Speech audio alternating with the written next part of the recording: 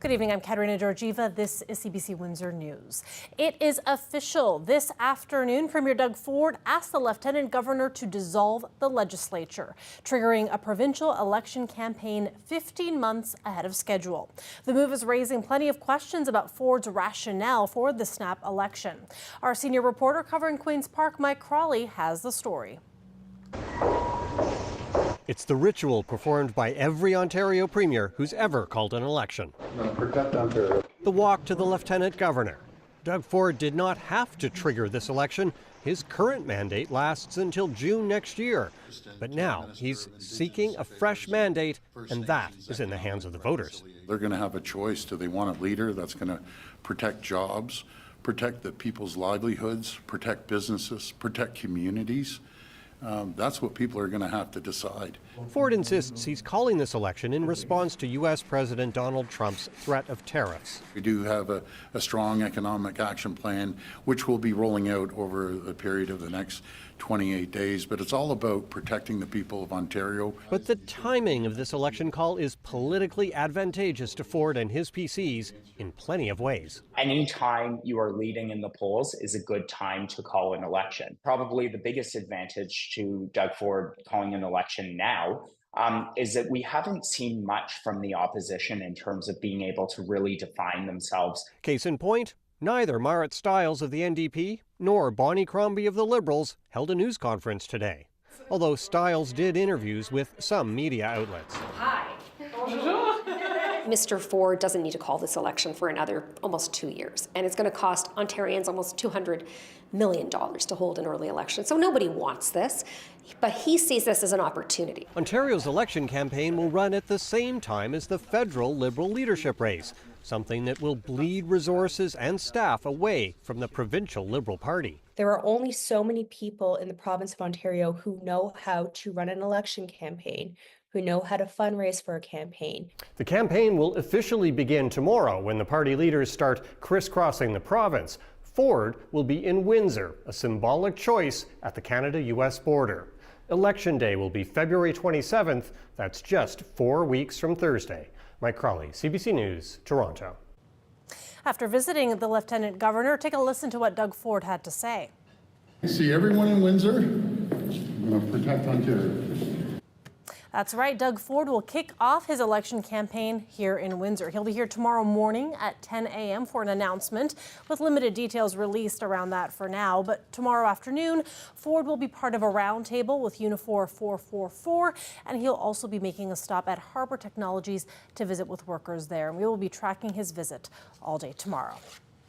And in other local news, police are looking for a suspect who they believe shot and killed a 53-year-old man outside of a homeless shelter in downtown Windsor yesterday. They say the victim was shot at after a verbal fight with another man. The suspect took off before officers arrived. The shooting took place Monday morning around 7 a.m. in front of the former Waterworld building, which houses the homelessness and housing help hub. Police have not identified the victim, but they do have surveillance images of the suspect. Police are circulating these images. They describe the suspect as a mixed-race man between 5'3" and 5'5" tall with a thin build. At the time of the incident, he had his hair pulled back into braids. Police say the suspect is considered armed and dangerous and that people should not directly approach him. We have Colette Kennedy with us now for a quick look at weather. Colette, those winds from yesterday, they have eased up. So how's tonight looking? Yeah, they have. And yet now, here we go with another system moving through. So the winds will be picking up once again. Now, this is an Alberta Clipper. It's moving quite quickly through. Parts of the province are looking at 5 to 15 plus centimeters of snow, especially in the eastern Ontario. And look at this, the radar showing you where that snow line is. Few flurries, not really getting into much here into southwestern Ontario. So that's kind of the gist of it as we move through the evening hours. And we're also going to be seeing that temperature actually rising tonight and then falling tomorrow with those breezy conditions. More on that coming up. Thanks, Colette. Back to the provincial election now. Dawson Chen sets the stage for us with a look at how the races are shaping up in our area. Premier Doug Ford has triggered Ontario's 44th general election. That means the province's 10.7 million eligible voters are being asked to head to the polls on February 27. And southwestern Ontario is already mostly PC blue. There are 6 provincial electoral districts west of London: Windsor West, Windsor-Tecumseh, Essex, Chatham-Kent-Leamington, Lambton-Kent-Middlesex, and Sarnia-Lambton. Of those 6, only one does not have a progressive Conservative MPP. That's Windsor West, which is still being held for the Ontario NDP by Lisa Gretzky. The PCs have made it known they want to unseat Gretzky. In December, the Ford government's Minister of Labour, David Piccini, told Gretzky during an Ontario Parliament session that the PCs are aiming for Windsor West. We're coming. This is her last Christmas in this place, potentially, Speaker, because we're coming for that member in Windsor. Unions are backing us. Lydia Miljan, head of the University of Windsor's Political Science Department, believes Gretzky is in for a battle. Well, I think, she is vulnerable. Currently, the way the polls are looking, that, she's got a big fight. She barely eked in the victory last time around, and I think that, the Conservatives obviously want to have the entire region. In the 2022 Ontario election, Gretzky fended off PC challenger John Leontowicz by a margin of only 2,000 votes. Local PC incumbents have confirmed they're running again. That's Andrew Dowie, current MPP for Windsor-Tecumseh, Anthony Liardi, MPP for Essex, and Trevor Jones, MPP for Chatham-Kent-Leamington. For the NDP, Lisa Gretzky is looking to hold Windsor West. Gemma Greyhall will try to gain Windsor-Tecumseh, and Rachel Mills will try for Essex. Meanwhile, as of Tuesday, the Ontario Liberal Party and the Green Party have yet to confirm their candidates in the region. But Miljan believes party leaders have the biggest influence when voters are in the booth. She says she expects Doug Ford to continue to present himself as the strong man that Ontario needs in the face of tariff threats from U.S. President Donald Trump. Just, playing his Captain Canada card, wearing the cap saying, Canada's not for sale. He's not just getting local headlines, but he's also getting national headlines. There's also the question of just how many people will turn up to actually vote. The province's previous election had an all-time low turnout. Only 44% of eligible voters in Ontario cast a ballot in 2022. Dawson Chen, CBC News, Windsor. And CBC Windsor has just learned that the Ontario PC Party website has listed its candidate for Windsor West. It's Tony Francis, an executive member of the Windsor West Conservative Riding Association and a former steel mill engineer. Now, in addition to the snap election, Ford's government is also in the news for a different reason. The $200 rebate checks the province recently sent to Ontario taxpayers, well, they're not clearing for some people. Megan Fitzpatrick looks into that. Some Ontarians are hitting a roadblock when it comes to cashing their checks from Premier Doug Ford's government. They're bouncing. The taxpayer rebate checks, as the government is calling them, have been on their way for a few days now. But for some Ontarians, when they've tried depositing the checks, they're not clearing. One Toronto woman went public with her story, warning her neighbors in a Facebook group that her check hadn't cleared. She had uploaded her check through her bank's mobile banking app, and she thought everything was fine. When she checked her account 2 days later, the money wasn't there. Her account was in overdraft, and she had been charged an $8 fee for the invalid check. I've been unemployed for a year and a half, so to say I was upset is an understatement. It's just the situation I'm in. That was extremely disheartening to see that I am in overdraft. She promptly called her bank, Simply Financial, who advised her to call the Ministry of Finance, which she did. They took her information and said they'd get back to her. When CBC contacted the Ministry of Finance, they said the problems with the checks could be traced to the Royal Bank of Canada. RBC is one of several financial institutions that the government used to help issue the checks. RBC told CBC News that an estimated 150 to 200 checks were flagged as problematic. The glitch happened during the authentication process, and some checks were returned instead of being processed. We've resolved the matter and have ensured those impacted have received their money and are credited for any fees associated with the transaction. We sincerely apologize for the inconvenience it's caused. Now, some Ontarians are still waiting for their checks, which the government says are to help people make ends meet. Newton was counting on using her $200 check to take her pet to the vet. I had to cancel my cat's vet visit. That $200 was to take my old, beautiful cat to the vet. So that's kind of what it sums it up to. Today, the $200 did show up in Newton's bank account, plus a refund for that $8 fee she was charged. She says this whole experience has been a frustrating one. Megan Fitzpatrick, CBC News, Toronto. Let's turn to more on what came out of Windsor's budget, which was approved yesterday. The city's deadly Sandpoint Beach is getting a massive overhaul. Council has approved a $15 million plan to make the area safer, but there's no start date for the work and hardly any money attached to the project. The problems with this beach go back decades. At least 8 people have drowned while swimming on the west end. That's where Lake St. Clair meets the Detroit River and creates dangerous tides. The city has already put up new fencing to stop people from swimming in the area, and that came after 2 young men died there in the summer. What council has approved is a much bigger change. The city will turn the west end into a park area. There's also going to be a rock wall to stop people from entering the water on that side. The east end of the beach will be extended with a new kayak launch added, and there are also plans for a splash pad, new playground, and a parking lot for food trucks.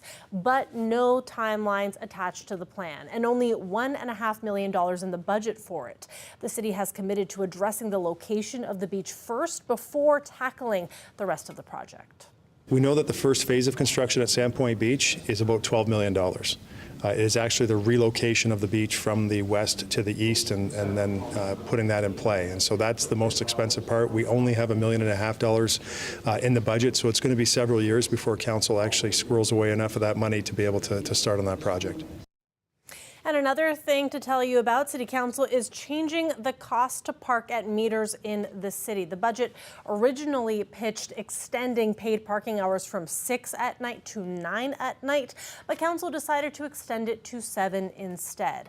It's also going to cost $0.25 more each hour to park at the meter, and there will now be a $5 flat fee for all city-run parking lots from 6 to midnight.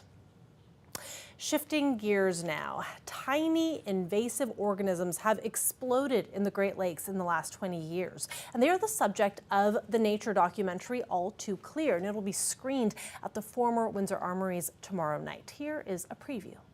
You say there's quadrillions of them within the Great Lakes. In the late 1980s, there was an invasion of what we call quagga mussels. They're very hungry, they eat a lot of plankton and affect the food web, and they can live in colder temperatures. And so these quagga mussels arrived due to international shipping. So from the ballast water from ships being released into the Great Lakes, these mussels landed here and survived and thrived. Usually about the size of your fingernail is how big they kind of grow, but they're very good at reproducing. And so they can release up to 1 million eggs a year. I read somewhere that if you were to empty Lake Michigan, all you would have is a bowl of quagga mussels left. The filmmakers went down with remotely operated vehicles into the Great Lakes and kind of followed the patterns of fish. And since the water was so clear, they were able to see certain things they had never seen before, as well as really observe patterns of fish. The film focuses on how we can manage the invasion of these quagga mussels and then how we can try to improve lake whitefish populations within the Great Lakes. We want to take a moment now to share some difficult news with you. Many of our longtime viewers will remember reporter and producer Rob Miller. Sadly, he passed away yesterday. Rob Miller's CBC News, Chatham, Kent. He had a 35-year career with the CBC, reporting on local stories from the 80s and into the 2000s before retiring in 2014. According to his family, Rob, or Robbo as he was affectionately called, only wanted to do one thing in his life: tell stories. And he did it well, reaching many people with his strong work ethic and dedication to the craft of journalism. He practiced with honesty, integrity, and humanity. We're sending lots of love to his family. Let's take a live look outside there. And as we do that, I want to remind you about our new 24/7 streaming channel. Our newscast, as well as other content, is now available on CBC Gem, the CBC News app, and the Roku channel as well. And we'll also be available on Samsung TV Plus in the coming weeks, so we're going to keep you posted on that. Exciting new steps to get more content to you in more ways. Stay with us. We're going to have national news right after the break.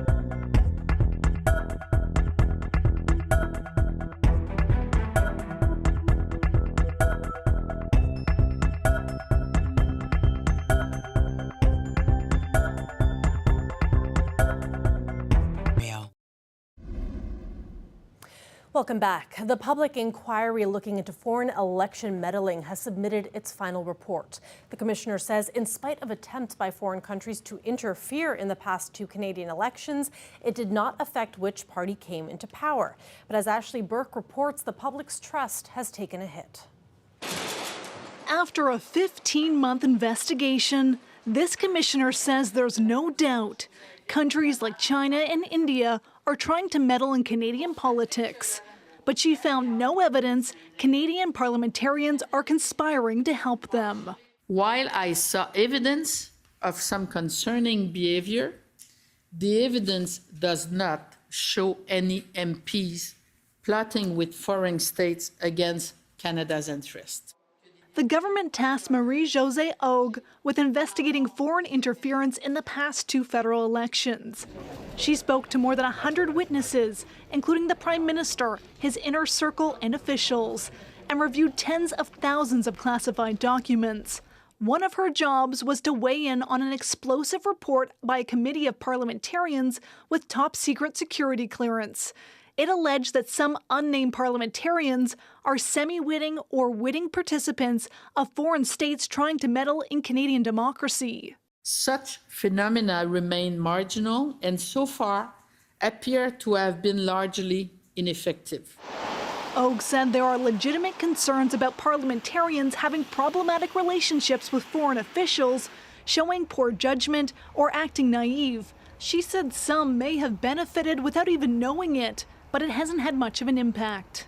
Nor have I seen any evidence to suggest that there are currently so-called traitors in Parliament. The commissioner was very, very straightforward. This expert says that key finding throws cold water on the past report's allegation. Now Commissioner Augue has come out and essentially said, look, we need to step back, take a deep breath. The evidence is not as consequential or significant as we thought. The commissioner also looked into how the government handled foreign interference and found that at times it acted too slowly to respond. Information sometimes didn't get to the right people, and called the government a poor communicator, saying there needed to be much more transparency to let the public know what was going on. She's now issued more than 50 recommendations and says that some of them could be addressed before the election this year. Ashley Burke, CBC News, Ottawa. Researchers in the UK say having ADHD can shorten one's life expectancy. They hope their work can lead to better treatments for adults living with the disorder. Jennifer Yoon has more.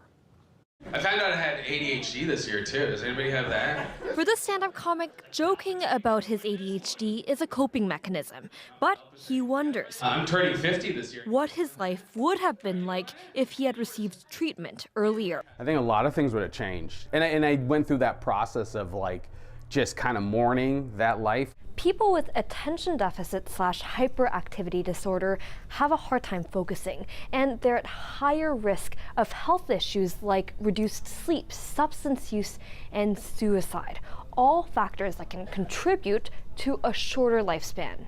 British researchers found men with ADHD lived 4.5 to 9 fewer years than their counterparts. For women, it was 6.5 to nearly 11 years on average. I was surprised by the amount. People with ADHD are more likely to take risks and are more likely to struggle with addiction to alcohol, cigarettes, or recreational drugs. But he stresses the findings may not reflect those with mild symptoms or those without a diagnosis. This psychiatrist says he's not surprised. He's hoping those who need help and a diagnosis can more easily get it. This will probably lead to identifying ADHD as a legitimate medical illness that does compromise people's longevity. Better, good cat. And there are treatments and lifestyle changes that can help. Yeah, good job. Like regular exercise, which can be difficult for people with ADHD who struggle with coordination and concentration. Well, we know that physical activity can help to mitigate some of those modifiable risk factors. So what we're hoping is that the people that we teach over time will stay active. You could be whatever you want. Therapy and medication can also help those with ADHD lead full, healthy lives. Amazing. Jennifer Yoon, CBC News, Toronto.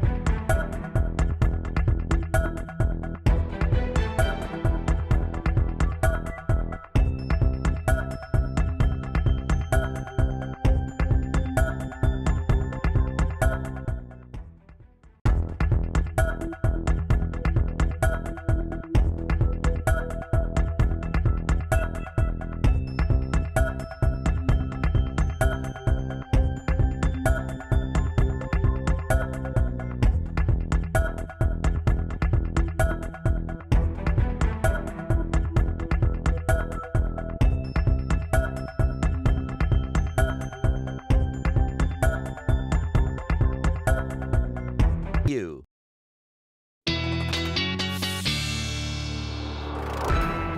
Colette Kennedy is back with us now for more weather. And Colette, I am really enjoying the milder temperatures. It's great. Nice to not have that negative in front of the number when you're looking at the temperature, right? Exactly. Yeah, and that's what we're looking at right now. Of course, I have to stand here and tell you how well the temperatures are actually going to be falling a little bit as we move forward in time. Not so much, I mean, they change a bit through the overnight, but we'll feel that tomorrow as the winds get stronger. So some changes are coming, but in general, when I get to the 5-day forecast, you'll see that we've got some mild days ahead. So 2 degrees right now, 1 degree for Chatham-Kent. There are those winds out of the southwest helping with that temperature profile that we're seeing. Some of the wind gusts a little bit stronger there, getting towards 50 or over 50 in the case of Chatham-Kent, even over 60. And that's what we'll sort of be seeing is some strong winds. First of all, as the system is now kind of moving through Ontario, and then on the backside of it when some of that colder air briefly moves back in. So we do still have to talk about a wind chill. Not so much we don't when the temperature is actually at freezing or above. It's more so when we get below freezing, but you know that sense that you get. So forecast wind gusts, look at this. As we move forward in time through the overnight into tomorrow morning, some of the worst of it or the strongest are through the overnight hours at least, but still breezy tomorrow morning and through a portion of the day, and then they kind of back off tomorrow evening. This is what's happening though. This is the Alberta Clipper giving some measurable snowfall to friends and neighbors a little bit further east, anywhere from, in general, it's 5 to 15 centimeters, although a few places it'll be more than that. At times, perhaps a few flurries kind of coming through. With the stronger winds, we get into some lake effects, so maybe even tomorrow morning, some bursts of flurries, reducing visibility at times, but otherwise, we're really not in the action with this particular system as it moves on by. Now, looking at that snowfall potential, if say you're traveling or going to be moving eastwards, there it is where you can see some of those readings even towards Barrie or closer towards Cornwall, getting up closer to that 20 centimeter mark in terms of what we're looking at. And with the milder temperatures, then it melts and then we get into more of a refreeze situation. So could have some problems on the roadways for us overnight tonight. I said that temperature kind of not changing too much from where we are, but then through the day tomorrow it does drop. There's the cold night tomorrow night. And then I also believe I mentioned some milder days ahead, and those are there as well.